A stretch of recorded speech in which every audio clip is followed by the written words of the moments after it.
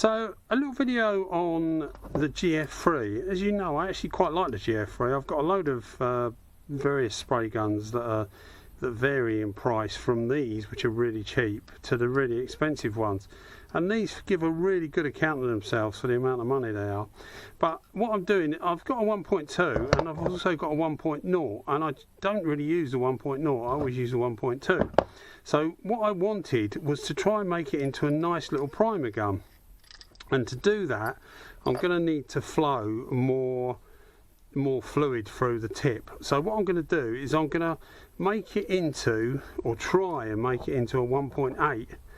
Now, what we need to be careful of is whether it will seal or not afterwards. And I don't mean this seal here, I mean the actual taper on the needle, whether that will seal on here. Now if I don't think you can see really, but if you look inside, yeah, I don't think you can see, but if you look inside, that's a taper, but I don't know whether it's exactly the same taper as the needle. So I don't know whether the whole taper goes along the whole length of the needle. I suspect it's only going to actually seal at one of these points. So obviously by seal I mean not let the fluid through, so that when you activate the gun you pull the needle back and let the fluid through.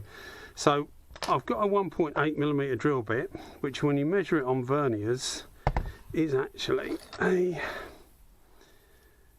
1.7, but they all seem to do that for some reason. 1.71mm, and if you try a 2mm drill bit, it was 1.9. I don't know what it is, but that's what it is. I was tempted to try a 1.9 because I had to actually buy these drill bits, but I didn't want to, because if you look at the outside of the tips, and the two tips are the same, so your outside is 2.55mm, and there's just, this is the 1.2, but you'll see the outside is exactly the same. So it's obviously the same tip, just drilled out more. That's 2.55mm. So there's not, if you go too big, you're not going to have any material, or much material on the outside here. And I haven't got a bench drill. All I've got is literally a cordless hand drill. So we're going to try it and see if that works. See if we can get it to work and seal. So let's put it in here. Hope you can see this. Camera's on my head. I'm just checking the angle. Yeah, probably about right. Needs to go up a little bit, I think. So I'm going to put the drill on slow speed, turn the clutch right off so that even the merest resistance will stop it, and we'll try. Now I'm not going to have it revolving going down because I'm not that sure that I'm going to be on target. So I've got it in the middle of the V, if that makes sense. So let's try and keep the drill straight, and we'll just drill out.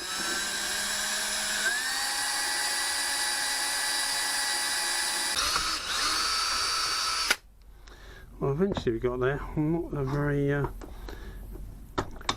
don't think we're going to be that lucky though, really. Not the way that went through there. It's actually come out more or less on target the other side. Bear in mind that these aren't particularly well made, is the wrong word I suppose. They are quite well made for the money, but they're not sort of like highly engineered, and you wouldn't expect it for the 23 quid that they the 23 quid plus VAT, so 27 quid, 28 quid that they cost. So let's put this in there.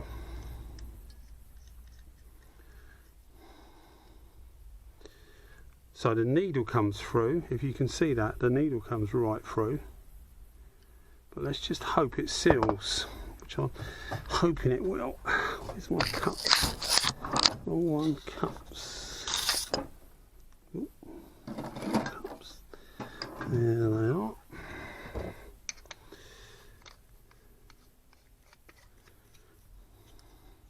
If the video jumps a bit, it's because I've edited it afterwards. I can't really if I'm talking live, but anyway, what is what is. Let's see how we get on. Now with these GF3s, you've always got to put a little adapter on there. Well, not always, but it's best to, because there's no control on the actual gun to control the air air control. Normally the body's the R160 body, and normally there's a air control valve up there. So let's see if we're getting any drips. Yeah, we are. We're getting a slight bit of dripping, which I expected really, because it would need to be a really good fit. Well, it's not a lot. If that was primer in there, which it would all it'd be used for, I reckon primer would probably be alright, you know, because it's much thicker.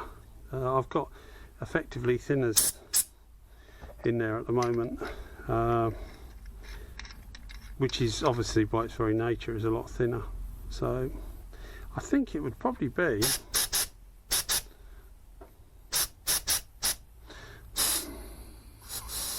turn the fan down. See what pattern we get. It's not dripping much at all, to be fair. In fact, it's stopped now. I don't know if you can see, but there's no moisture. Oh, there is a bit there.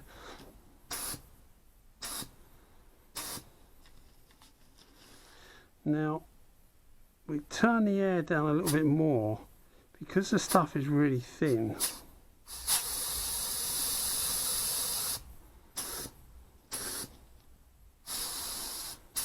I'm going to have to put some thinners in it, some proper stuff in it, some primer. So I'm going to come back in a second and we'll put some primer in it and see how we go. But it's not, yeah, it's in that little bit there, but it's not actually coming through like with the thinners, which you would expect because it's a thicker material. So let's see how it sprays. Now let's try the different. Actually, that's not too bad.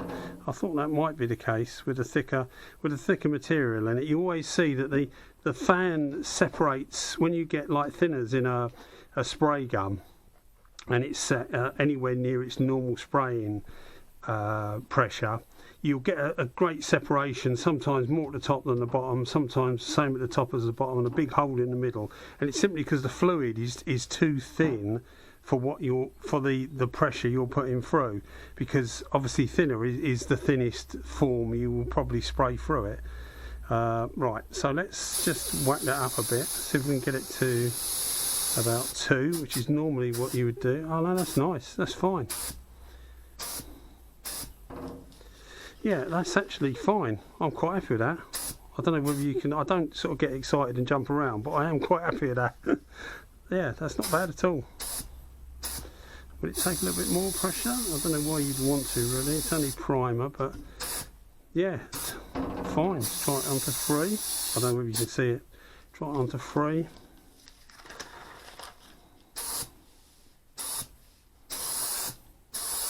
Yeah, I'm quite happy with that. High build primer gun. It's a slight leak. I mean, you could always get the needle and put a little bit of valve lapping paste and just literally hone it into the tip, but I don't think I would need to. It's not going to be dropping all over the place, and at the end of the day it's only primer, so you're going to it's high build primer, so you're going to sand it down anyway. But no, you can see how much it's slightly, the tip is slightly moist, but it's not, I don't know if you can see, but it's not dripping or anything. That's absolutely fine. So there we have our high build mini primer gun. Excellent. Don't forget, if you're doing this, you would totally void your warranty, and I don't blame them either, because you're not supposed to muck about with these. This was just something that I had the 1.0. I didn't use it, so I thought I'd have a quick go at doing this. And if you use a proper good quality drill bit, you may even get away without the slight leakage. But as I say, it's not actually, you can see it's not, I don't know if you can see, but it's not dripping or anything. So yeah, good to go. So I've got a little bit of footage that I did with this gun probably about a week or so afterwards, and I've used it quite a few times. And what I've noticed is that when you pull the trigger to set the air pressure, the fluid still starts coming out. I mean, I didn't realise the first time I did it. I primed me bench grinder. If ever you've watched my videos, behind where I'm standing there's a bench grinder, and I'd primed it and I didn't realise I'd primed it. But you know, apart from that, it actually works fine. So you'll see the way to do it is just the way I'm doing it there. This light's about 3.5 bar. That's what I've used for this video. So just set it up at 3.5 bar before you start. Put your primer in and away you go. But it's been a really cracking little primer gun. Only £28 or whatever they are, which is about $40 US.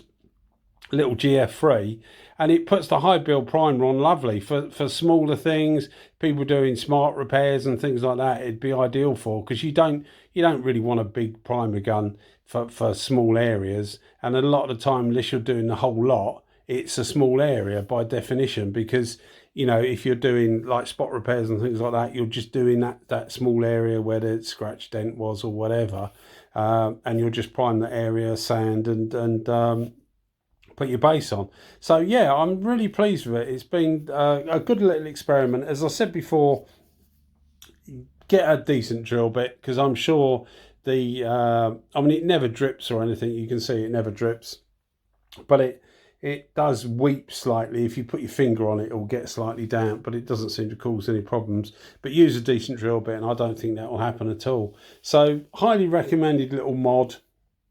And yeah, really, really good. Well, thanks everybody for watching the videos. This is the final result with the high build primer. You can see it lays it really nice and flat at 3.5 bar, which is about, what's that, 43, 48 PSI, something like that. So thanks for watching the videos, guys. Much appreciated. Thanks for the subscribers and comments and that. Cheers, guys. Bye-bye.